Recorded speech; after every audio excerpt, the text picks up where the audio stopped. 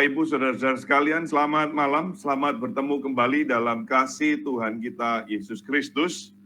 Sungguh bersyukur di masa Prapaskah, kita masih juga diberi kesempatan oleh Tuhan, boleh belajar bersama-sama melalui kebenaran firman Tuhan yang sebentar akan dipaparkan oleh Bapak Pendeta Wasikun, Yesaya Wasikun.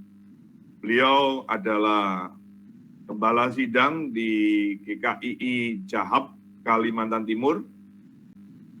Baik, Bapak Ibu, Saudara-saudara sekalian, kita akan segera mulai.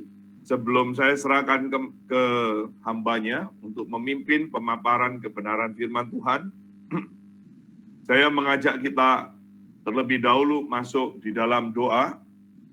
Mari kita berdoa. Bapa di dalam surga, kami datang ke hadirat-Mu. Kami sungguh bersyukur untuk kekuatan hidup, nafas yang baru. Kami sungguh bersyukur untuk kesulitan-kesulitan, kegagalan-kegagalan, sakit, penderitaan yang kami pernah alami. Dan biarlah itu dipakai oleh Tuhan menjadi alat-Mu membentuk pribadi kami yang sudah terjatuh di dalam dosa ini. Berikan kami kepekaan untuk menggunakan kesempatan yang Tuhan anugerahkan kepada kami. Kesempatan yang Tuhan bukakan ada kalanya tidak 2 kali, tetapi ada kalanya Tuhan juga memberi kesempatan. Biarlah Tuhan juga pakai untuk menyatakan karya-karya-Mu melalui kehidupan kami, melalui kesempatan yang Tuhan buka. Sehingga ketika kami masih hidup, ketika kami masih ada, kami boleh menyatakan hormat dan kemuliaan nama Tuhan. Dan rencana Tuhan yang kekal itu boleh digenapi melalui kehidupan kami. Semata-mata anugerah dan kasih karunia Tuhan. Berkati hamba-Mu yang akan memaparkan kebenaran firman-Mu, yang Kau tahu siapa dia. Berkati umat-Mu dengan berbagai macam latar belakang dan dari tempat yang berbeda-beda. Biarlah Tuhan menaungi setiap kami, memberkati kami, memakai kami. Di dalam Kristus Yesus Tuhan kami memohon, kami berdoa, dan kami menyerahkan waktu sebentar ini. Amin. Amin. Baik, sekali lagi Shalom, selamat malam, selamat sore bagi Bapak Ibu, Saudara-saudara yang baru bergabung. Waktu dan kesempatan saya berikan kepada hambanya, Bapak Pendeta Yesaya Wasikun, untuk boleh melayani kita sekalian. Silakan Pak Pendeta. Baik, selamat malam Bapak Ibu, Saudara yang kasih dalam Tuhan. Kita bersyukur kesempatan malam hari ini untuk kita kembali belajar kebenaran firman Tuhan terkait dengan pelajaran kita bersama, yakni terkait dengan Prapaskah. Bapak Ibu, Saudara yang kasih dalam Tuhan, sekali lagi hari ini kita bersama-sama belajar kisah dan juga terkait dengan Prapaskah. Hari ini kita sama-sama belajar berkait dengan karya Allah bagi manusia. Berkenaan dengan Paskah, tentu kita melihat segala sesuatunya itu bahwa karya-karya Allah yang Tuhan nyatakan di dalam kehidupan pribadi melalui Kristus bagi manusia. Nah, oleh sebab itu Saudara yang kekasih dalam Tuhan, sebelum lebih jauh lagi kita akan belajar firman Tuhan, saya mengajak Bapak Ibu Saudara untuk membuka Alkitab kita di dalam Injil Lukas pasal yang ke-23, ayat yang ke-33 sampai dengan ayat yang ke-43.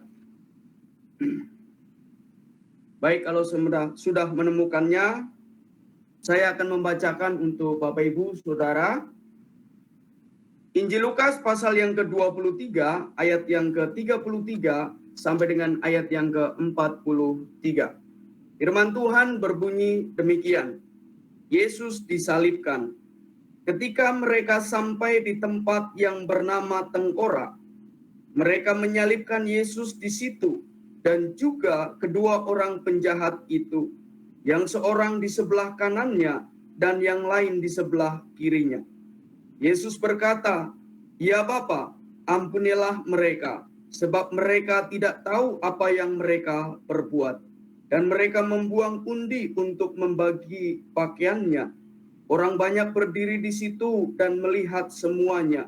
Pemimpin-pemimpin mengejek dia, katanya, "Orang lain ia selamatkan, biarlah sekarang ia menyelamatkan dirinya sendiri. Jika ia adalah Mesias, orang yang dipilih Allah." Juga prajurit-prajurit mengolok-olok dia. Mereka mengujukan anggur asam kepadanya dan berkata, "Jika engkau adalah raja orang Yahudi, selamatkanlah dirimu." Ada juga tulisan di atas kepalanya, "Inilah raja orang Yahudi." Seorang dari penjahat yang digantung itu menghujat dia, katanya, "Bukankah engkau adalah Kristus? Selamatkanlah dirimu dan kami."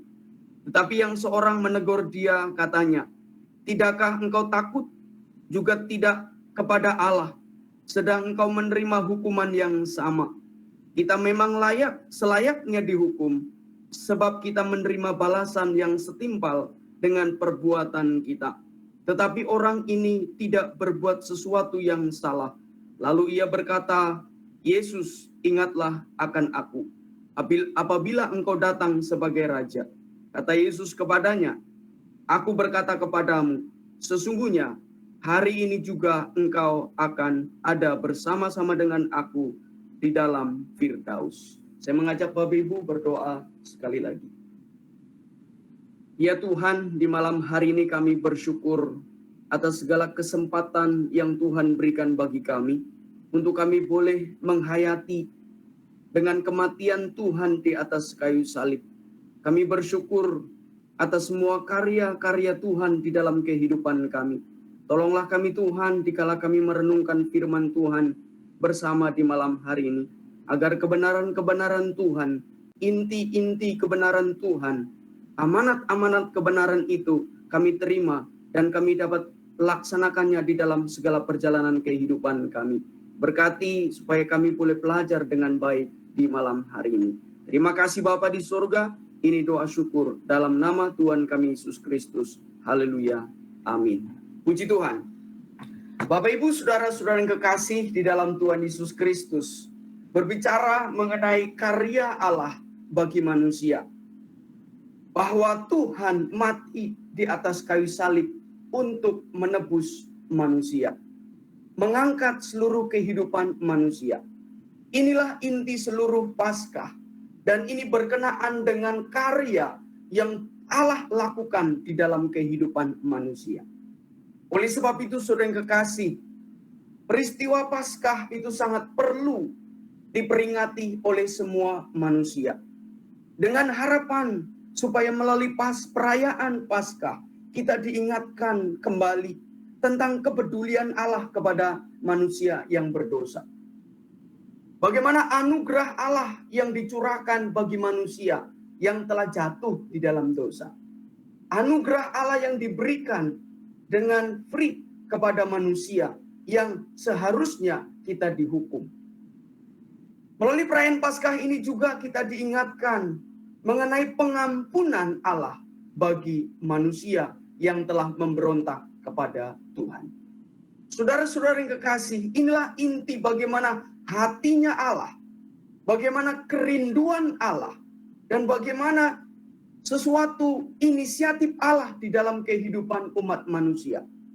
Manusia tidak ada sedikit pun ambil bagian, tetapi segala sesuatunya dilakukan karena karya yang Tuhan berikan di dalam kehidupan umat manusia.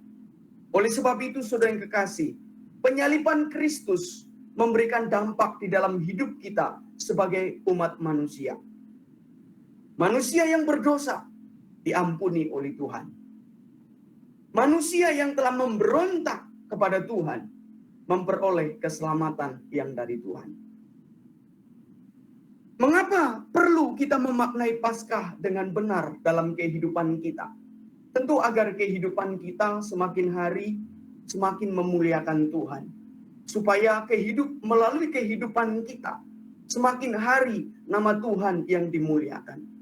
Semakin hari Tuhan itu semakin besar dalam kehidupan kita dan terus mempengaruhi kehidupan kita, dan kedagingan kita semakin hari semakin diturunkan. Nah, oleh sebab itu, apa yang dapat kita pelajari bersama di malam hari ini, agar kehidupan kita melalui karya Allah bagi manusia itu untuk benar-benar, dan hidup kita untuk terus memuliakan Tuhan di dalam perjalanan kehidupan kita. Secara khusus di tengah-tengah keberadaan dunia. Sebagai orang-orang yang percaya, sebagai umat-umat Tuhan, untuk kita pun menjadi saluran karya-karya Tuhan di dalam kehidupan kita. Secara khusus juga, ketika kita telah menerima anugerah Injil itu, maka kita pun menyampaikan kabar baik itu kepada orang lain. Nah, oleh sebab itu, sungguh kasih, ada yang mengkalimatkan bahwa ya itu tugasnya orang yang sekolah, tugasnya para hamba Tuhan. Kalau saya jemaat, ya saya tidak terlibat di dalam tindakan ini, dalam penginjilan dan lain sebagainya. Nah, oleh sebab itu, sungguh kasih, tetapi sebagai orang-orang yang telah mengalami anugerah Allah, mengalami kasih karunia Tuhan, mengalami pengampunan yang dari Tuhan, maka kita pun dapat menyampaikan berita-berita kebenaran itu bagi orang lain. Bapak Ibu sungguh kasih, hal yang pertama yang dapat kita pelajari bahwa Allah yang menyelamatkan manusia. Inilah inti bagaimana Allah yang begitu mengasihi manusia. Allah yang begitu memperhatikan di dalam keberadaan manusia itu sendiri. Kalau kita mengingat di dalam kitab Kejadian, ketika manusia, Adam dan Hawa jatuh di dalam dosa, Tuhan yang mencari, bukan manusia yang mencari Tuhan atau mencari pertolongan Tuhan, tidak, tetapi Allah yang mencari. Demikian juga ketika manusia melakukan tindakan-tindakan yang tidak benar, seperti Kain melakukan pembunuhan kepada adiknya, Kain langsung lari dan tidak mencari Tuhan, tetapi Allah mencari Kain. Nah, Bapak Ibu saudara-saudara yang kekasih di dalam Tuhan, oleh sebab itu malam hari ini kita diingatkan kembali tentang kasih dan karya Allah yang begitu dalam di dalam kehidupan kita sebagai umat-umat Tuhan. Allah yang menyelamatkan kehidupan kita semua sebagai umat-umat Tuhan. Oleh sebab itu di dalam peristiwa ini saudara, dia mengkalimatkan satu doa yang begitu luar biasa. Ya Bapa, ampunilah mereka, sebab mereka tidak tahu apa yang mereka perbuat. Saudara yang kekasih di dalam Tuhan Yesus Kristus, di dalam penderitaannya, dalam kesakitannya, dalam penyalipannya, Yesus tetap menyampaikan doanya kepada Bapa supaya apa? Tuhan mengampuni, supaya Tuhan mengampuni manusia yang melakukan itu, segala pelanggaran-pelanggaran yang ada. Sehingga di ayat yang ke-34, ya Bapa, ampunilah mereka, sebab mereka tidak tahu apa yang mereka perbuat.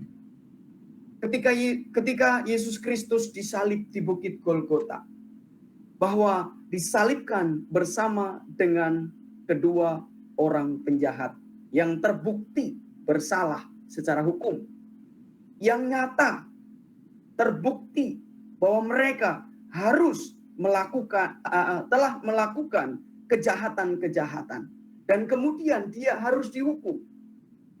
Kita tidak mendapatkan informasi kira-kira kejahatannya itu apa, tetapi yang jelas bahwa dia telah melakukan kejahatan yang begitu besar. Kejahatan yang harus dihukum dengan kematian, atau dalam kerajaan Romawi yakni disalib. Nah, Yesus di sana. Yesus di tengah-tengahnya. Yesus berada di tengah-tengah penjahat. Artinya apa? Bahwa Yesus itu sedang disejajarkan dengan para pemberontak. Dalam Yesaya pasal yang ke-53 ayat yang ke-12, di sana dijelaskan bahwa Yesus itu disejajarkan dengan para pemberontak. Nah, saudara yang kekasih dalam Tuhan, ini kita melihat bagaimana hatinya Allah, bagaimana Allah itu begitu mengasihi manusia. Allah yang begitu memberikan anugerahnya di dalam kehidupan umat manusia. Tuhan yang tetap mengampuni. Tuhan yang memberikan pengampunan di dalam kehidupan manusia. Allah lah yang menyelamatkan manusia. Yesus tidak berdosa, tetapi dihukum salib. Mengapa? Karena Tuhan mau supaya manusia memperoleh pengampunan yang dari Tuhan. Saudara-saudara yang kekasih dalam Tuhan, demikian juga Rasul Paulus menyampaikan kepada jemaat yang ada di Korintus bahwa dia yang tidak mengenal dosa telah dibuatnya menjadi dosa karena kita. Supaya apa? Supaya di dalam dia kita dibenarkan oleh Allah. Artinya apa? Yesus tidak bersalah, tetapi dihukum. Minggu yang lalu kita telah bersama belajar bahwa Yesus dan Yesus Barabas. Barabas bersalah, tetapi Yesus tidak bersalah. Nah, saudara yang kekasih dalam Tuhan, Yesus tidak bersalah, tetapi dihukum. Yesus adalah anak yang suci, anak Allah yang kudus, tetapi dihukum dan dimatikan oleh manusia yang berdosa. Kematian Kristus menggantikan manusia yang berdosa. Nah, oleh sebab itu, saudara kekasih, kematian Tuhan di atas kayu salib itu adalah membawa keselamatan bagi manusia. Kematian Kristus itu membenarkan manusia yang berdosa. Sehingga pada akhirnya ketika kita percaya dan ketika kita menjadi orang Kristen, menjadi umat Tuhan, maka kita telah dibenarkan oleh Allah karena kematian Kristus di atas kayu salib. Nah, oleh sebab itu, di situ dijelaskan bahwa ya Bapa, ampunilah mereka sebab mereka tidak tahu apa yang mereka perbuat. Dalam keadaan menderita, dalam keadaan menahan sakit, ia mengucapkan doa.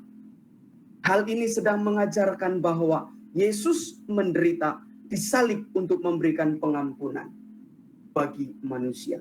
Yesus ada menggantikan manusia untuk pengampunan dan mendapatkan keselamatan yang dari Allah. Yesus menderita dan disalib itu bagi keselamatan manusia. Oleh sebab itu, saudara-saudara yang kekasih di dalam Tuhan Yesus Kristus, sebagai anak-anak Tuhan yang telah menerima anugerah Tuhan, yang telah menerima keselamatan yang dari Tuhan, maka kita bersyukur atas semua karya Allah yang diberikan bagi kehidupan kita sebagai umat-umatnya. Hanya ini yang dapat kita lakukan, yakni bersyukur. Segala sesuatu yang telah Tuhan lakukan, karya yang Tuhan berikan di dalam kehidupan setiap umatnya. Tidak ada kata lain dan tidak ada bentuk lain yang dapat kita sampaikan kepada Tuhan untuk membalas semua kebaikan-kebaikan Tuhan. Tidak ada. Nah, oleh sebab itu, sungguh kasih, mari kita bersama berjuang untuk terus mendekatkan diri kita kepada Allah yang telah mengasihi umat manusia. Dengan cara apa? Mari kita bersama untuk terus mendalami isi kebenaran Tuhan.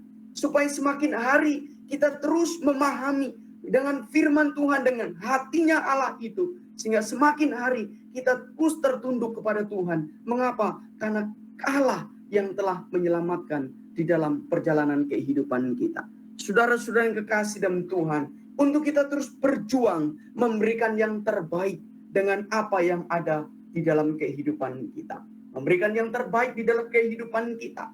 Itu adalah bicara tentang waktu yang dapat kita berikan. Tenaga, pikiran, harta yang dapat kita berikan untuk kemajuan pekerjaan Tuhan.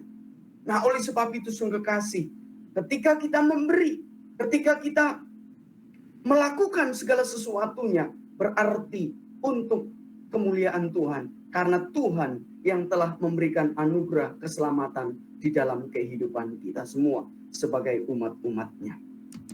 Kemudian yang kedua, karya Allah bagi manusia. Bagian yang kedua, yakni menyadari diri, mengangkat kita untuk mengerti bahwa kita itu adalah orang berdosa. Adakah orang yang tidak merasa dirinya berdosa? Melalui pembacaan firman Tuhan di malam hari ini, kita disuguhkan ada kelompok, yakni kelompok ahli Taurat, kemudian prajurit, dan juga orang yang disalib itu sendiri, atau penjahat yang satunya.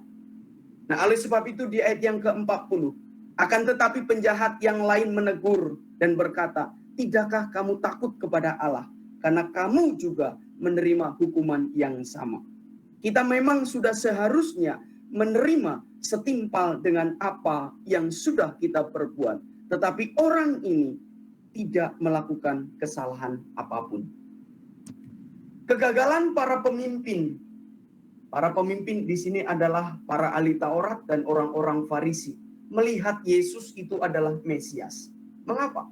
Mereka gagal dalam melihat Yesus itu sebagai anak Allah atau sebagai pembebas manusia, atau sebagai Mesias, atau sebagai juru selamat. Dan pada akhirnya menimbulkan reaksi yang berbeda.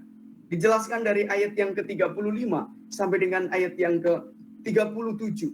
Bahwa di sana begitu banyak ejekan yang disampaikan oleh para pemimpin-pemimpin agama. Orang-orang Farisi. Orang lain ia selamatkan. Biarlah ia menyelamatkan dirinya. Jika ia adalah Mesias, orang yang dipilih Allah. Mereka tidak percaya Yesus itu berasal dari Allah. Kenapa? Mereka berpikir Mesias itu tidak diam. Mereka berpikir bahwa Mesias itu harus bertindak. Mesias itu tidak berdiam ketika menghadapi salib ini. Mereka berpikir bahwa Mesias itu membebaskan. Mereka berpikir bahwa Mesias itu membebaskan dari tentara atau dari penderitaan yang mereka alami. Nah, oleh sebab itu sungguh kasih dalam Tuhan. Di ayat yang ke-35 itu adalah perkataan dari para ahli Taurat. Orang lain ia selamatkan, biarlah ia menyelamatkan dirinya. Jika ia adalah Mesias, orang yang dipilih Allah. Saudara yang kekasih, saya bacakan di ayat yang ke-35. Orang banyak berdiri di situ dan melihat semuanya. Artinya, melihat semuanya, rentetan dari awal penyaliban Yesus sampai dia disalib, dipaku, dan lain sebagainya. Semua orang melihat dengan detail. Semua orang melihat dengan teliti dan tidak terlewatkan. Semuanya melihat dari penyaliban sampai ketika dia digantung di atas kayu salib. Dan kemudian para pemimpin mengkalimatkan, biarlah ia menyelamatkan dirinya jika ia adalah orang yang dipilih Allah. Nah, saudara-saudara yang kekasih di dalam Tuhan, kita melihat juga dari para prajurit. Para prajurit juga mengejek dan mengolok dia. Mereka berkata, jika engkau adalah raja orang Yahudi, selamatkanlah dirimu. Demikian juga orang atau penjahat yang digantung yang menghujat dia. Bukankah engkau adalah Kristus? Selamatkanlah dirimu dan kami. Saudara-saudara yang kekasih di dalam Tuhan, inilah orang-orang yang tidak menyadari diri tentang keberdosaannya. Dia menganggap dirinya itu betul. Menganggap dirinya itu benar. Menganggap dirinya itu sudah betul dan sudah benar ketimbang orang lain. Sehingga ketika Yesus disalib yang mengkalimatkan bahwa dia adalah anak Allah, mereka mengkalimatkan, ayo mana? Orang lain diselamatkan, tetapi dirinya sendiri tidak. Tentara juga mengkalimatkan, kalau engkau seorang raja, kenapa enggak disuruh orang yang lain untuk menyelamatkan? Mereka berpikir bahwa raja itu membebaskan secara duniawi. Nah, inilah keberadaan orang-orang dari 3 kelompok ini yang menghujat Yesus. Mengapa? Karena kegagalan mereka di dalam melihat Yesus itu sebagai Mesias. Nah, tetapi penjahat yang bertobat ini mengalami kasih karunia Allah. Memang di dalam Injil Matius dan juga Markus itu menjelaskan bahwa kedua penjahat ini sebenarnya itu menghujat, sama-sama menghujat. Tetapi pada akhirnya penjahat yang satunya, saya tidak tahu yang kiri atau kanan, saya rasa tidak ada, karena dia ada di sebelah kiri baru dia bertobat, karena dia di sebelah kanan itu baru dia bertobat, saya rasa tidak arah ke sana. Tetapi ini juga ada kasih karunia Allah yang Tuhan tunjukkan di dalam kehidupan orang ini. Sehingga dia membuka hati, dan pada akhirnya ketika melihat bagaimana segala perbuatan-perbuatan orang kepada Yesus, segala sesuatu yang telah dilakukan orang kepada Yesus, ketika dia melihat dengan matanya, bisa jadi dia telah mendengar tentang Yesus, mungkin pas di penjara, atau ketika dia melihat sendiri bagaimana tindakan Yesus ketika dia dicaci, dia diam. Ketika dia disalib, ketika dia dipaku, dia diam. Dia justru berdoa, ya Bapa, ampunilah mereka. Nah, saudara-saudara yang kekasih dalam Tuhan, penjahat ini mengalami kasih karunia Allah, mengalami kemurahan Tuhan di dalam kehidupannya, sehingga dia menyadari diri bahwa dia adalah orang yang berdosa. Dia menyadari diri bahwa dia membutuhkan anugerah Tuhan. Tidak seperti penjahat yang di sebelah. Justru dia menghujat, jika katanya engkau adalah Kristus, selamatkanlah dirimu dan kami. Nah, saudara-saudara yang kekasih dalam Tuhan, tetapi penjahat yang bertobat ini, dia mengalami kasih karunia Allah, sehingga dia menyadari bahwa tidakkah kamu takut kepada Allah, karena kamu juga menerima hukuman yang sama. Dia menyampaikan juga, orang ini tidak bersalah. Yesus ini tidak bersalah, tetapi mendapatkan hukuman yang sama. Penjahat yang bertobat menegur temannya, tidakkah kamu takut kepada Allah? Perbedaan yang begitu mencolok dari penjahat yang satu dan juga penjahat yang satu yang bertobat ini. Penjahat yang tidak bertobat ini, di tengah-tengah waktu, detik-detik terakhirnya, dia masih sempat mengucapkan sesuatu kalimat yang menghujat Yesus. Sempat-sempatnya dia tidak mempercayai dengan waktu yang sedikit itu. Tetapi penjahat yang bertobat memanfaatkan waktu yang ada, sehingga dia membuka hati, dan dia menerima, memahami, dan membuka hatinya dengan baik. Sehingga pada akhirnya dia menyadari diri bahwa ia bersalah dan pantas untuk mendapatkan hukuman itu. Ayat 34, ayat yang ke-41. Kita memang selayaknya dihukum, sebab kita menerima balasan yang setimpal dengan perbuatan kita. Tetapi orang ini tidak berbuat sesuatu yang salah. Saudara-saudara yang kekasih di dalam Tuhan, penjahat yang bertobat, dia menyadari diri, sehingga dia memahami bahwa dirinya itu pantas untuk mendapatkan hukuman salib itu. Karena apa? Perbuatan-perbuatan yang telah dilakukan di masa yang lalu. Meyakini bahwa Yesus tidak bersalah, karena dia melihat segala sesuatu yang telah dilakukan orang kepada Yesus. Yesus diam, malah justru dia mendoakan kepada Tuhan supaya mereka diampuni segala sesuatu yang telah dilakukan, karena mereka tidak mengerti.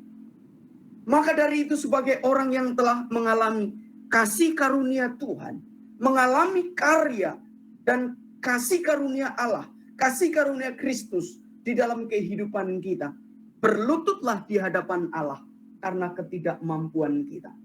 Kita tidak bisa melakukan apapun. Kita hanya hidup oleh karena anugerah Allah. Sadarilah bahwa diri kita itu berdosa di hadapan Tuhan. Hanya kematian Kristus yang mampu membawa kita kepada kehidupan yang kekal di dalam hidup kita. Inilah karya Allah bagi manusia. Inilah karya Tuhan bagi manusia yang berdosa. Sehingga pada akhirnya kita melihat, kita memohon agar Tuhan Yesus Kristus itu yang akan terus melengkapi kita dalam pengetahuan tentang Tuhan. Kita terbatas dengan pemikiran yang telah berdosa ini. Manusia yang telah berdosa, kita nggak mungkin bisa memahami Allah. Tetapi ketika kita hidup di dalam kasih karunia Allah, kita tertunduk di bawah kaki Tuhan, bahwa kasih anugerah Tuhan, hatinya Allah kepada manusia, dia mengampuni. Dia memberikan keselamatan di dalam kehidupan umat manusia. Hatinya Allah kepada manusia agar manusia memperoleh kasih karunia dan keselamatan yang dari Tuhan. Ini bicara tentang karya Allah di dalam setiap perjalanan hidup kita sebagai manusia. Sehingga pada akhirnya semakin hari kita memahami dan mengerti tentang kebenaran-kebenaran Tuhan, di situ kita dapat melihat tentang hatinya Tuhan kepada manusia yang begitu luar biasa mengasihi manusia yang berdosa ini. Oleh sebab itu giatlah selalu di dalam pembacaan firman Tuhan sebagai tuntunan di dalam kehidupan kita sebagai orang-orang yang percaya. Ketika kita terus merenungkan firman Tuhan itu yang akan terus menuntun di dalam perjalanan kehidupan kita sebagai umat-umatnya. Oleh sebab itu sungguh kasih, di dalam perjalanan kehidupan kita, ketika kita menyadari diri bahwa kita adalah orang yang membutuhkan Tuhan. Orang yang membutuhkan kasih karunia Allah. Orang yang tak mampu. Ketika kita berlutut di bawah kaki Tuhan, maka Tuhan yang akan memberikan kekuatan dalam menghadapi segala sesuatunya. Oleh sebab itu saudara yang kekasih dalam Tuhan, di dalam perjalanan kehidupan kita, agar firman Tuhan ini yang akan terus mengubah dalam kehidupan kita. Sehingga semakin hari kita boleh menjadi berkenan dan terus melakukan kehidupan kita yang memuliakan Tuhan. Kemudian yang ketiga, yakni berbicara mengenai memberikan pertumbuhan iman. Karya Allah bagi manusia memberikan pertumbuhan iman. Ayat yang ke-42. Lalu ia berkata kepada Yesus, "Ya Yesus, ingatlah aku ketika engkau masuk ke dalam kerajaan Allah." Ini adalah permohonan dari seorang penjahat yang menyadari diri dia membutuhkan Tuhan. Ini adalah doa yang disampaikan oleh penjahat yang memerlukan pengampunan yang dari Tuhan. Yesus, ingatlah aku ketika engkau masuk ke dalam kerajaan. Kalimat ini itu diungkapkan, terus-menerus diungkapkan secara berulang-ulang. Ini supaya apa? Supaya betul-betul dia diingat bahwa dia mempercayai Yesus itu nggak bersalah. Yesus itu adalah anak Allah yang hidup. Dengan segala sesuatu yang dia lihat, sehingga dia ada iman yang timbul, ada iman yang muncul di dalam hidupnya, sehingga dia melihat bahwa Yesus itu adalah orang yang benar, yang berasal dari Allah. Karya Allah bagi penjahat yang bertobat itu memunculkan iman, dan kemudian ia sadar diri, dan kemudian menyerahkan kepada Yesus Kristus. Imannya muncul. Dan kemudian ia menyadari diri bahwa dia membutuhkan anugerah Tuhan. Imannya kepada Kristus yang dibuktikan dengan apa? Bertobat kepada Tuhan. Mohon pengampunan yang dari Tuhan. Agar dia diingat. Dia nggak minta supaya aku bersama dengan engkau. Enggak. tetapi dia hanya minta, ingatlah aku. Nah, saudara-saudara yang kekasih di dalam Tuhan Yesus Kristus, ini bentuk bagaimana kesungguhan imannya kepada Kristus yang akan menjadi penyelamat di dalam hidupnya. Imannya, ia mengucapkan pengakuannya terhadap kekuasaan Yesus itu sebagai Raja yang kekal. Jika engkau, di ayat yang ke-42, Yesus, ingatlah akan aku apabila engkau datang sebagai Raja. Kalau kita melihat dari para pemimpin-pemimpin agama, jika engkau Mesias, selamatkan dirimu. Orang lain diselamatkan. Kemudian para prajurit juga menyampaikan, jika engkau adalah raja orang Yahudi, selamatkan dirimu. Tetapi penjahat yang bertobat ini melihat Yesus itu adalah Raja yang kekal. Nah, saudara-saudara yang kekasih, penjahat yang bertobat ini dapat melihat Yesus yang disalibkan itu dengan benar. Kalau para pemimpin-pemimpin agama dan orang-orang Farisi, dia gagal melihat Yesus itu sebagai Mesias. Tetapi penjahat yang bertobat ini melihat Yesus dengan benar. Bahwa Yesus Kristus adalah anak Allah yang tidak bersalah. Yesus Kristus adalah penyelamat yang menyelamatkan manusia yang berdosa. Yesus Kristus adalah Raja yang akan datang di dalam kekekalan. Nah, inilah yang terjadi di dalam kehidupan penjahat yang bertobat ini. Kita tidak dijelaskan siapa namanya. Penjahat yang bertobat ini mengerti dengan benar bahwa Yesus itu adalah anak Allah yang tidak bersalah.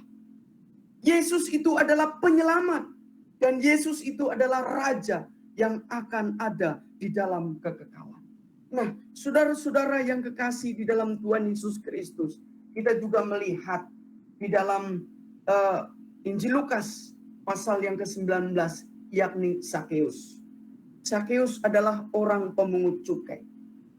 Mungkin dalam kelas ini pernah dibahas oleh Pak Sun terkait dengan Sakeus atau tokoh Sakeus ini. Sakeus dia mencari Tuhan. Dan ketika dia ngomong, aku bertobat. Dan kemudian kalau ada orang yang aku peras, akan kukembalikan. Ada tindakan yang dilakukan oleh Sakeus. Nah, demikian juga penjahat yang bertobat ini. Dia betul-betul melihat Yesus itu dengan lurus. Melihat Yesus itu dengan benar. Melihat Yesus dengan kacamata bahwa Yesus itu adalah anak Allah yang kudus. Ini pekerjaan kuasa Roh Kudus di dalam kehidupan penjahat yang bertobat ini. Sehingga dia disadarkan bahwa dia adalah, aku adalah orang yang berdosa. Yesus tidak. Kemudian tumbuh iman di dalam hidupnya. Ada iman kepada Kristus. Ingat aku ketika engkau duduk di dalam kekekalan. Nah, saudara-saudara yang kekasih di dalam Tuhan Yesus Kristus, di dalam segala perjalanan kehidupan kita sebagai orang-orang yang percaya, marilah kita terus untuk mengakui di dalam kehidupan kita hanya Kristus yang menjadi Tuhan dan juru selamat di dalam perjalanan kehidupan kita sebagai orang-orang yang percaya. Berikutnya, yakni karya Allah bagi manusia menuntun pada kehidupan yang kekal. Ayat yang ke-43. Kemudian Yesus berkata kepadanya, aku mengatakan yang sesungguhnya kepadamu, hari ini juga kamu akan bersama-sama aku di dalam Firdaus. Ini tanggapan Yesus kepada penjahat yang bertobat. Jawaban dari permohonan doa yang disampaikan oleh penjahat yang bertobat, yang tergantung di kayu salib. Dia berdoa kepada Tuhan Yesus. Ingat aku, ya Yesus, ketika engkau datang di dalam kekerajaanmu yang kekal itu. Yesus memberikan jawab, aku mengatakan yang sesungguhnya kepadamu, hari ini juga kamu akan bersama-sama di dalam Firdaus. Saudara-saudara yang kekasih di dalam Tuhan Yesus Kristus, di dalam Kristus, di dalam Allah, tidak ada orang yang tidak bisa diampuni. Ini adalah bicara tentang hatinya Tuhan. tidak ada dosa yang tidak bisa diampuni. Artinya, semua manusia yang mau datang kepada Kristus, dia mengalami pengampunan dan diberikan pengampunan oleh Tuhan. Ini karya Allah di dalam perjalanan kehidupan setiap umat-umat manusia. Kalimat ini sedang menunjukkan kepada penjahat yang bertobat, bahwa sedang menunjukkan Yesus yang disalibkan memiliki otoritas yang sama sebagai hakim. Meski digantung di atas kayu salib, tetapi dia adalah Allah yang kudus. Allah yang berhak untuk mengampuni dosa manusia. Yesus itu berotoritas sebagai hakim. Yesus memberikan penghiburan bagi orang yang membutuhkan. Memberikan pengharapan bagi orang yang memerlukan Tuhan. Sehingga ketika ditanya oleh para ahli-ahli Taurat, dia diam. Tetapi ketika seorang penjahat, dia menyampaikan, "Ya Yesus, ingatlah aku." Dia menyampaikan, "Hari ini juga engkau bersama-sama aku di dalam Firdaus." Nah, ini bicara tentang penghiburan. Jadi setiap manusia, penjahat ini tetap dikasihi oleh Tuhan. Semua orang yang berdosa itu mendapatkan pengharapan dan kekuatan serta pengampunan di dalam Kristus. Yesus menerima orang yang bertobat dengan sungguh-sungguh. Yesus menerima orang ketika dia mau datang kepada Tuhan, yang mau sujud di bawah kaki Tuhan, memohon pengampunan yang dari Tuhan. Oleh sebab itu, kematian Kristus itu memberikan pengampunan bagi orang yang mau bertobat. Kematian Kristus memberikan pengampunan bagi orang yang mau mengalami kemenangan dan mengalami pertobatan di dalam Kristus. Kemudian, kematian Kristus itu memberikan berkat istimewa, yakni kehidupan kekal. Keselamatan di dalam Kristus dia peroleh karena apa? Ada di dalam Tuhan. Kematian Kristus itu memberikan pengharapan bagi semua orang yang mau datang kepadanya. Kematian Kristus memberikan suatu pengharapan di dalam setiap umat manusia yang mau datang kepadanya. Bapak, Ibu, Saudara yang kekasih di dalam Tuhan Yesus Kristus, saya selesai sampai di sini.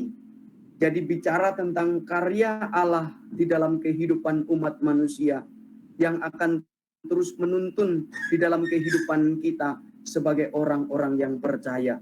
Biarlah firman Tuhan yang dapat kita pelajari bersama-sama boleh meneguhkan kita semua sebagai umat-umat Tuhan. Terima kasih. Baik, terima kasih kepada hambanya Bapak Pendeta Yesaya Wasikun yang sudah menyampaikan kebenaran firman Tuhan. Nah, Bapak Ibu Saudara-saudara sekalian, saya akan menyampaikan pengumuman lebih dahulu kepada Bapak Ibu dan saudara-saudara sekalian. Minggu depan kita akan membahas satu sosok Yudas Iskariot. Minggu depan memang adalah sudah lewat Paskah ya, jadi tidak lagi pra-Paskah, tapi ya nggak masalah lah ya saudara-saudara ya, kita masih berkaitan dengan Paskah. Yudas Iskariot. Nah, kita akan belajar sama-sama. Sekali lagi, saudara boleh mengajak, mengundang teman-teman yang lain untuk boleh sama-sama belajar, dan kita akan membahas tokoh ini. Lalu saudara-saudara yang bisa saya sampaikan juga yang berikutnya adalah mengenai Garam Bible Camp. Saya mengundang Bapak Ibu, saudara-saudara sekalian, atau mungkin punya keponaan, punya anak, punya tetangga juga boleh diikutkan untuk belajar sama-sama mengenai bagaimana mengenal Allah. Nah, ini pengenalan diri kita kepada Allah ini sangat mempengaruhi bagaimana kita hidup. Nah, dari sini nanti kita akan bahas selama 2 malam 3 hari. Ada biaya 250.000 per orang. Itu sudah termasuk untuk tendanya, untuk makan siang, pagi, siang, malam, ya, dan ada nanti rehatnya. Silakan saudara bergabung, nanti linknya ada di sini, ya, ada link dan nomornya ada sudah di sini. Saudara bisa mendaftarkan diri. Bapak Ibu, saudara-saudara sekalian, kerinduan untuk mengadakan Bible Camp ini sudah cukup lama, ya. Sudah cukup lama, itu hampir mendekati 10 tahun. Ya. Saya tunda. Dan tahun ini baru kami bisa laksanakan. Kiranya ini menjadi berkat dan Tuhan memunculkan orang-orang generasi yang boleh dipakai Tuhan di masa-masa yang akan datang bagi kemuliaan Tuhan di gerejanya. Nah, yang berikutnya yang saya ingin sampaikan, saudara, setiap hari Jumat ada PA yang akan dipimpin oleh hambanya Bapak Penginjil Eben Matalu. Nah, minggu kemarin membahas mengenai kanonisasi, ya. Minggu ini atau Jumat ini akan membahas mengenai Wahyu. Itu malam, saudara, ya, Jumat malam dan bertepatan dengan Jumat Agung. Saya kemarin tidak bisa hadir karena saya harus kontrol ke dokter, dan nanti tanggal 15 ini juga tidak bisa hadir karena saya ada tanggal 14-nya saya akan melayani di Palopo bersama dengan jemaat GKI Sulsel di Palopo. Nah, akan dibahas tanggal 29-nya mengenai inspirasi. Nah, saudara, ini ada alamatnya di sini, ada di Google Map. Jadi saudara yang ada di Bali, saya mengundang untuk bersama-sama belajar mengenal kitab kita, Alkitab ini. Ini perlu juga karena ini menjadi penerang, ya, yang memimpin setiap langkah kita. Itu boleh hidup menyatakan rencana dan kehendak Tuhan. Yang berikutnya yang saya ingin sampaikan, saudara-saudara, saya membuka kesempatan pelayanan bagi saudara yang ingin terlibat di dalam pengadaan Alkitab. Kita akan mengadakan 200 Alkitab untuk rencana di Kalimantan Barat dan Kalimantan Tengah. Tanggalnya sudah ada, itu sudah tanggal 20 sampai 24 Juni, tetapi yang terbaru ada update lagi, maju sedikit sehingga jeda kami tidak terlalu lama. Dan nanti rencana kita akan, Pendeta Samuel Udau sudah adakan kontak dan akan menghubungi beberapa jemaat lokal sehingga kita boleh melayani di sana. Nah, kita akan membawa 200 Alkitab. Bagi saudara yang mau berbagian, kami membuka kesempatan 150.000 per eksemplar yang ukuran besar, ya, ukuran untuk lansia. Dan kita akan membawa 300 kacamata baca juga bagi lansia. Hari ini di tempat saya sudah ada sekitar 200-an kacamata, ya. Dan saya juga bagikan untuk di Bali ini. Nah, kami akan membawa 300 lagi ke Kalimantan Barat dan Kalimantan Tengah. Saudara mau berbagian, silakan. Kami juga mempersiapkan diri untuk program beasiswa di tahun ajaran yang baru ini. Jadi, saudara yang mau berbagian untuk mengadopsi siswa dan mahasiswa, saudara boleh nanti hubungin kami. Atau saudara yang mau berbagian, mau mendukung pelayanan hamba Tuhan di daerah-daerah dengan memberikan dukungan 750.000 per bulan kepada seorang hamba Tuhan yang ada di pedalaman, yang ada di daerah. Nah, saudara mau berbagian atau saudara tergerak, kami akan salurkan dan kami akan informasikan hamba Tuhannya sehingga saudara bisa kontak, saudara juga bisa ingat mereka di dalam doa. Kita ada membagikan saudara portable speaker dengan mini SD card, itu nanti akan diberikan atau diisi dengan khotbah-khotbah seri yang sudah ada dari kelas PIK ini, sehingga mereka yang tidak mempunyai jaringan internet, mereka yang gagap teknologi, mereka yang tidak mempunyai fasilitas untuk bisa online, mereka bisa mengikuti melalui portable speaker ini. Nah, itu portable speaker ini juga 150.000 per piecesnya. Saudara kalau mau berbagian, saudara bisa hubungin kami, dan kami akan sampaikan laporannya sebagai pertanggungjawaban kami kepada Tuhan dan kepada saudara yang menyalurkan berkat itu. Kami mengundang saudara boleh mengikuti seri-seri khotbah kami yang lainnya melalui podcast di Anchor dan Spotify. Saudara boleh cari alamatnya Pelayanan Garam Bali. Saudara akan menemukan seri-seri pokok bahasan yang lain yang ada di sana. Juga ada di YouTube channel kami ada di Pelayanan Garam Bali. Saudara juga bisa ikuti di sana. Nah, bagi saudara yang diberkati melalui pelayanan ini, kami meminta saudara untuk meneruskan, mengajak orang-orang atau saudara kita yang seiman lainnya untuk boleh ikut dalam kelas PIK online ini sehingga sama-sama menikmati kelimpahan dan pengharapan di dalam firman Tuhan. Bagi Bapak Ibu yang mau memberikan persembahan syukur sebagai respon saudara atas pemaparan firman Tuhan, saudara juga bisa salurkan persembahan itu di gereja di mana saudara Tuhan sudah tempatkan, atau jikalau saudara mau salurkan melalui Pelayanan Garam Bali, saudara bisa hubungin nomor saya dan nomor bagian keuangan untuk mendapatkan nomor rekening pelayanan kami. Kiranya Tuhan dimuliakan dan kita sekalian boleh dipakai oleh Tuhan menjadi alat-alatnya.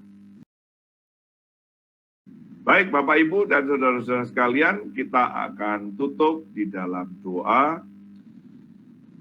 Minta dengan kasih Pak Yakob, bolehkah menutup kita di dalam doa Pak Yakob untuk kelas kita pada malam hari ini? Baik, Bapak Ibu sekalian, mari kita berdoa. Ya Allah, Tuhan kami yang bertahta di dalam kerajaan surga, Tuhan yang kami sapa Engkau di dalam nama Putra-Mu yang tunggal, Tuhan kami Yesus Kristus. Terpujilah nama-Mu Tuhan di tempat-Mu yang maha kudus, karena Engkaulah satu-satunya oknum yang layak kami puji, kami muliakan di dalam hidup kami.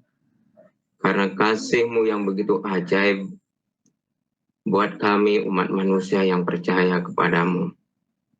Terima kasih Tuhan untuk firman-Mu malam hari ini. Kami boleh mengingat kembali bagaimana sengsara Tuhan atas dosa-dosa yang seharusnya kami tanggung. Tetapi karena kasih-Mu yang ajaib, Tuhan menggantikan kami di kayu salib.